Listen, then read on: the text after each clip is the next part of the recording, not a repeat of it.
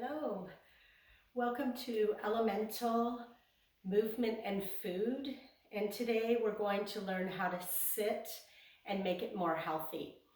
I'm sitting on the edge of a coffee table. You want to sit on something firm, and you may have to hold on to something, or you may have to elevate your feet, but you want your feet to be touching the ground. So what I want to do is give you an image, a concept of a tent. If you could imagine that your body is a tent and you only have two components. You have your bones and you have the rest of the connective tissue. So in this tent image, the bones are the poles of the tent. Everything else is the fabric. What we want to do first of all is feel the bones and find that middle bone and allow that middle bone to go through the neck and through the cranium. And it's one solid, heavy bone.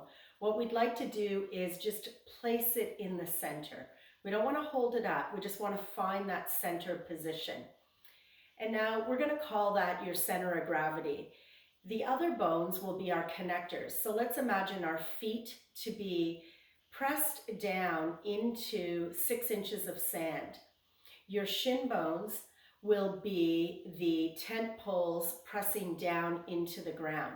My hips and my glutes are pressing down and making a connection with the coffee table or your chair. We want to be at the edge, and I want to feel this base of support. I want to sense how I'm being supported by the chair and the ground. So my poles are touching, and I have more weight on this leg than this leg. So I'm going to just balance that out. I want to put 50% of my weight on this foot and 50% of my weight on this foot. And now I'm going to go 50% on one hip, the other hip will be 50%. And I want to feel supported from the coffee table.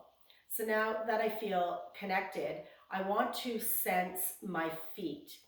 Now, most of us feel the pressures when you're sitting. We have said sitting is so unhealthy, but what happens is these bones or poles are generally pressing back into the low back, and we'll find the spine will round as the pressures start to go into this position. The answer is not to push ourselves up and hold ourselves tall.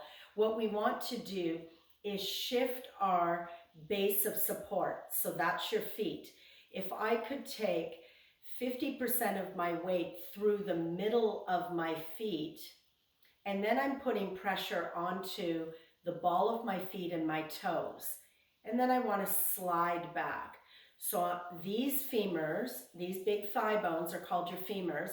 We're going to allow them to go forward. They go over the middle of your feet, and then they slide to the toes, and then they come back. Now notice, in embryology, these bones are called long bones, and your arm bones are as well, but let's just focus on these first.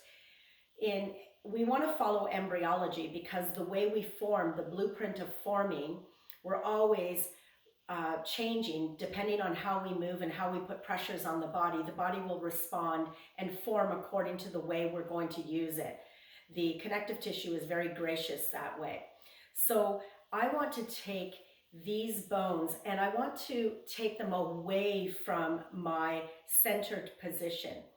When we're feeling vulnerable and unprotected, everything is in this position. I'm afraid to take a step. I'm afraid to sit. Everything feels compressed. If I move these bones first, I'm in a more exploratory position, and I can press my weight over the middle of my foot to the toes and back. So that's all I want to do. I just want to put pressure. And now see if you can sense, as you're putting pressure through the middle of your foot, the toe bed and your toes, feel how you are moving your spine. So let me show you what could be happening here. We're not used to moving bone first. We're used to gripping and feeling secure. We want to lock in to make sure that there's no pain. Instead, just explore how if you put pressure over your feet, it's almost like a Lego set. Each bone will move in its own sequence. We call that relative motion. If I take these femurs first, next will be my pelvis, and next will be my rib cage. I don't want to go head first and use momentum. I want to just actually put pressure. Now see if you can sense your pelvis and your spine when you move your femurs over the middle of the foot and to the toes. You're going to feel your spine and your pelvis be moved, instead of thinking about gripping and moving it muscularly. We're just allowing it to move. So the joint spaces are just space. They're two bones coming to meet. And what we want to do is feel those bones move in a different rhythm and a different position. And we call that mobility, where as we get that movement and that pressure and the slide and the glide, we're going to create some fluids. So see if you can feel as you push from the middle of the foot to the toes and back, sense your muscles now around the back. So often we'll say a great back exercise will be extensions and doing those kinds of things, or gripping and sucking in the belly. Feel how when the pelvis is moved by your femurs, your muscles in the back will be extending, almost like elastic bands. They're allowing the pelvis to move. It's the exact opposite position that we think of as a strong back. So I'm strengthening just by making sure my feet are connected, my bum is connected, and I'm dropping the bones down and towards the ground. If I was in this position and the forces of my spine are pressing back and blocking off all of the nourishment in my pelvis, my organs, all of the joint is closed and tight here. When I start to move these femurs, everything comes into its position, its natural position. When one femur moves, so if I move one leg at a time, this femur comes forward, almost out of the socket, and it automatically puts my spine into a central position. I don't want it beyond, and I don't want the forces to stay back. I just want to play here. And I'm going to try the other side now. So the bone moves, and imagine the muscles to be like elastic bands. If this bone is really heavy and pressing over my foot, it's lengthening the muscles like an elastic band. And when they come back to that resting position, there's circulation. So I lengthen, and when I come back to resting, I'm able to circulate fluids. Now also in this seated position, if you can imagine my organs, let's just imagine your digestive organs and reproductive organs, imagine them to be like water balloons. So I have my water balloons. It doesn't matter if you know where they are all located. Just visualize and feel and sense these water balloons. There's no space between each water balloon. They're just nice and tight.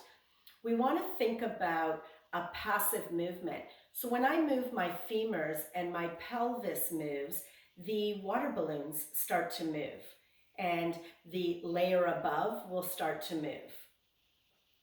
Now imagine sitting and all the forces are going back into this position and I don't get that roll and movement. Now if I move on my right side, here's my liver, I'm moving that water balloon and it's influencing the opposite side. So movement is nothing more than just making sure you feel super comfortable and protected. So if I don't feel good here, I'm going to be gripping and I'm not able to move the bones over my base of support. My center of gravity is just moving and I'm lubricating all of the joints, ligaments, tendons, moving fluids. So I could be sitting in this position and make sure that I'm rooted into the ground, do whatever I want and move around from my feet and onto my hips and my glutes. Just allow the coffee table to take my weight and move around.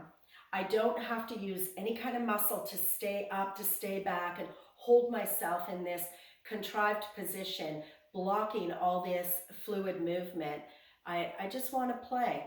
And I want to explore. And the more comfortable I feel, the more curious I'll be. Oh, I feel something on this knee, but if I put a little bit of pressure, my nervous system gets used to that kind of movement and realizes it's not painful. Don't do anything that hurts. If you really need to hold on, go ahead. You can move with your hands holding on, and you can shift. Come on back. We can add a little bit of a rotation. So I'm pressing my weight onto the middle of the foot, and I want to add my rib cage, rotate, massage those organs, use my eyes to look over the shoulders, keeping your weight over the middle of the foot. Now I can rotate, I can move onto the middle of my foot, I can explore. There's all sorts of beautiful movement in a chair.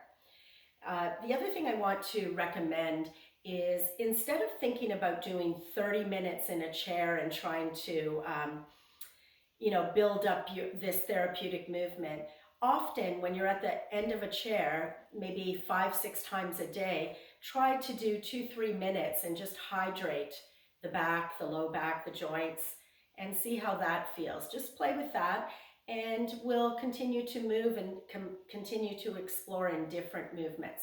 One last thing I want to say, usually when we're in a chair and if our feet are touching at all, our weight will be back on our heels. And that's what draws all the forces of those tent poles, our bones, back into a locked position. So to get the tent poles to move, we put our weight midfoot and toes, and you'll feel that there's space to move around. It's the opposite in standing, but we'll get to that on the next video.